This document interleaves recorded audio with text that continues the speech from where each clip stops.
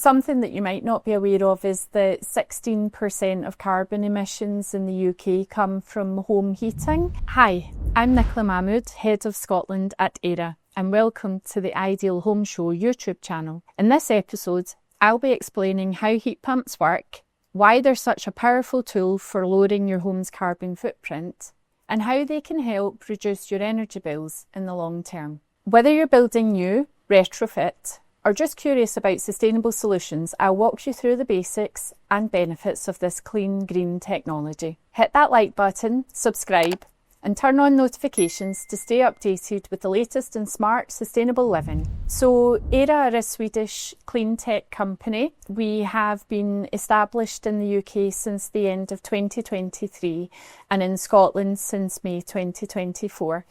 We are on a mission to take Europe off of gas one house at a time using Swedish research and development, Swedish engineering, where they understand how to make heat pumps work in extreme climates and bringing them to Scotland. So heat pumps will help you to save money on your bills.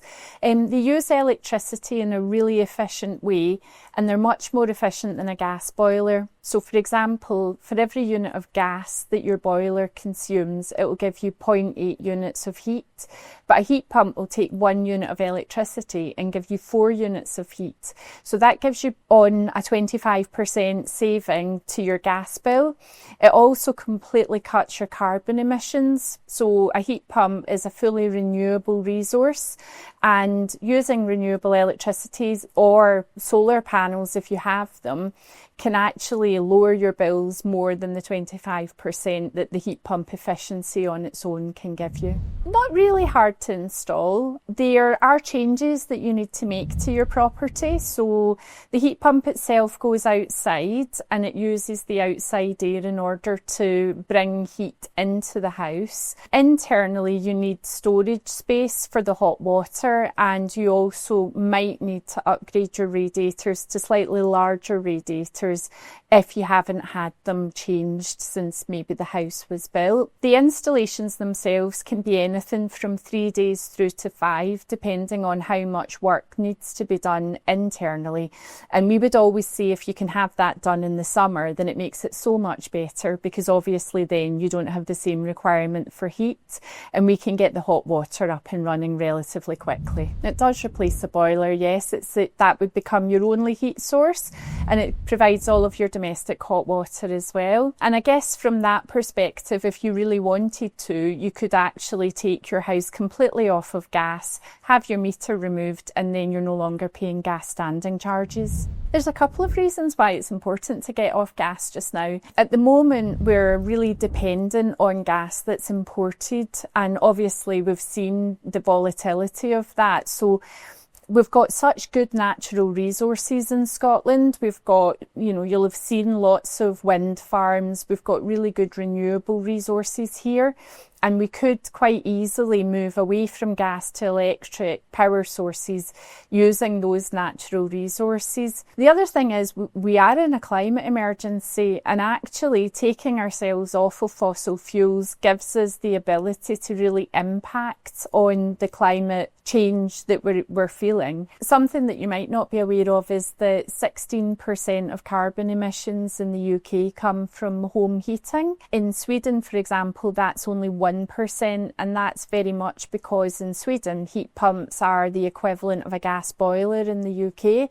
They're in most houses, and they're pretty much the norm. I think that makes a huge difference. If we were able to get most houses off of gas and their reliance to gas or oil for heating their properties and onto a renewable heat source like an air source heat pump, we would be able to remove potentially 15% of the carbon emissions in the UK, matching the 1% that is in Sweden. The interesting thing though is that actually changing your domestic heat source to a renewable heat source has a bigger impact than taking cars off of the road, not flying, or even moving to a plant-based diet. It's the single biggest thing you can do as a domestic property to reduce your carbon emissions and the carbon impact that you have on the world. So heat pumps have a higher upfront cost than boilers, and that's partly to do with the fact that once you've got a central heating system in, you effectively are just swapping out the boiler and not necessarily making changes to the heating system itself. However, there are really generous subsidies that the Scottish Government have given, and that's because the Scottish Government see air source heat pumps as a really clear way to reduce the carbon emissions for people in Scotland. So you are, through the Home Energy Scotland grant and loan scheme, there is up to £9,000 available in grant funding, depending on where you live in the country.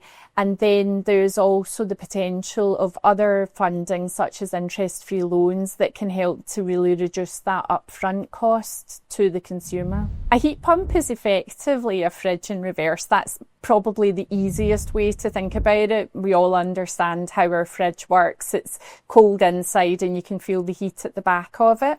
So effectively what the heat pump does is take heat from the air outside, even when it's in 0 or minus temperatures, and turns that into a usable heat that is then accelerated by the use of electricity to make it a heat that will actually heat your home. There's a fan outside, so to be fair, in the summer, if you put your drinks in front of the heat pump, it will keep them cool. You can feel the cold air coming out of that when it's running. And then inside of it, there is a gas that effectively takes the heat from the air and starts to turn that into a much higher temperature. And the water that runs round your heating system is a lot lower temperature than it would be with a boiler, and that gives it a really nice consistent heat. The thing I think that often worries customers is that the heat pump runs 24/7, but it doesn't mean it's costing you money every minute of the day. What it's doing is optimising when you get heat and keeping the heat in your home sort of within a 1 degree tolerance of the heat that you ask for. So our customers tell us that it's a really comfortable heat, almost like a cosy feeling.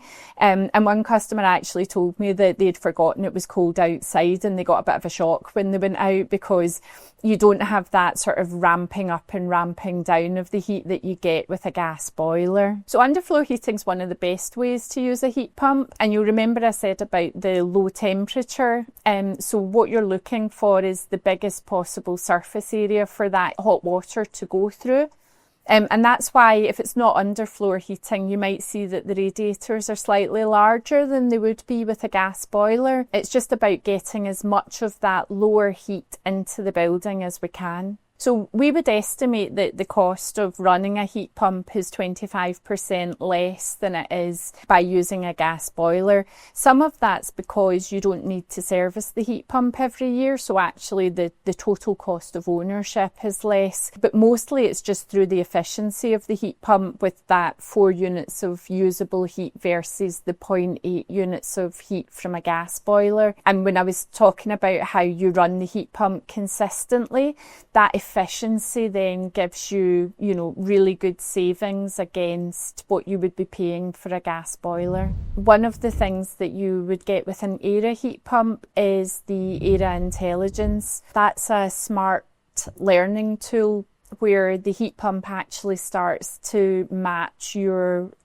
living. So it looks at when you draw hot water, how much you do, what temperature you want the house to be, and it optimises it around some of the better tariffs. So when it's cheaper for electricity, if you're able to get onto the Aira Zero tariff, which is a heat pump specific electricity tariff, then the Aira Intelligence will start to match with those cheaper periods of electricity. And again, that can help to drive further cost savings against the cost of a gas boiler. It's actually safer than having a combustible boiler on your wall. It's using electricity, it's all very safely installed and isolated, and the gas itself is a perfectly safe natural refrigerant, so you could argue it's safer than a gas system. You would need power to it throughout the night. So if you're using solar, you would either modulate between the solar and then grid electricity, or you would use battery storage in order to power that. And that's mainly because the heat pump itself will want to bring your house back up to temperature for you getting up in the morning. What we find is that customers quite often like to charge their hot water through the night, where potentially it's less expensive. So if they're using a tariff like the Aira Zero tariff, then they'll charge, or they'll create their hot water when it's cheapest. So 3 quick tips to lowering your energy bills. First one would be to consider making sure that you've got the appropriate insulation. So double glazing's good, cavity wall insulation, loft insulation. As airtight as your house can be, helps you to retain the heat. Second one would be to move to a heat pump so that you get that nice constant heat rather than the ramping up and ramping down that you get with a gas boiler. And then pairing it with solar, which allows you to run both your domestic electricity and your heat pump from everything that you generate on your own roof. Thanks for tuning in. I hope this has helped demystify heat pumps and shown you how they can make a real difference to your home and the planet. To learn more about what we do at Aira, visit us at airahome.com or follow us on LinkedIn and Instagram. And don't forget to like, subscribe and check out more sustainable home tips right here on the Ideal Home Show channel.